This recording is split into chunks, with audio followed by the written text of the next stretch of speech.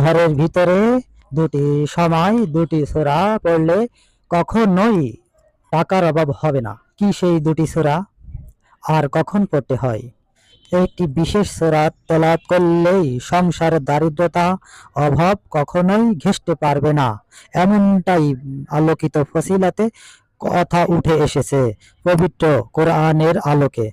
কিয়ামতের কঠিন বর্ণনা থাকলেও সূরাটি আজকের দুনিয়াতে এনে দিতে পারে আর্থিক স্বস্তি, আর্থিক শান্তি। মহানবী হযরত মুহাম্মদ সাল্লাল্লাহু আলাইহি ওয়াসাল্লাম হাদিসে এবং সাহাবীদের জীবনী থেকে পাওয়া উদাহরণে সূরাটির গুরুত্ব অসীমভাবে প্রমাণিত। পবিত্র কোরআনের ৫৬টি সূরা ওয়াকিয়া, ৪ আয়াত সংখ্যা ৯৬ এবং রুকু সংখ্যা ৩। এই সূরাটি মক্কায় অবতীর্ণ হয়। ওয়াকিয়া শব্দের অর্থ নিশ্চিত ঘটনা। এখানে কিয়ামতের ঘটনাটি বোঝানো হয়েছে।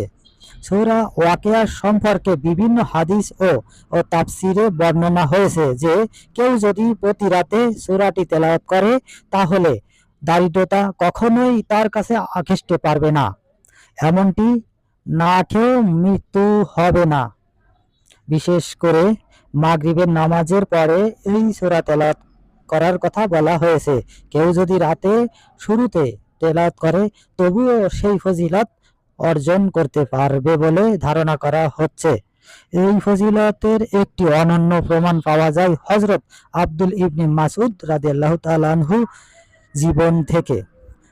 বাইহাকী শরীফে বর্ণিত হাদিসে উল্লেখিত, যখন হযরত উসমান রাদিয়াল্লাহু তাআলাকে মৃত্যুশয্যায় দেখেছে, তখন রাষ্ট্রীয় কোষাগার থেকে কিছু অনুদান দিতে চান যাতে তার মেয়েরা দরিদ্র হয়ে না পড়ে। তখন হযরত আব্দুল ইবনে মাসউদ রাদিয়াল্লাহু তাআলা আনহু জবাবে বলেন, আপনি ভাবছেন আমার মেয়েরা অভাবে পড়বে? আমি এমনটা কখনোই ভাবি না, কারণ আমি আমার মেয়েদেরকে কড়া নির্দেশনা দিয়ে রেখেছি।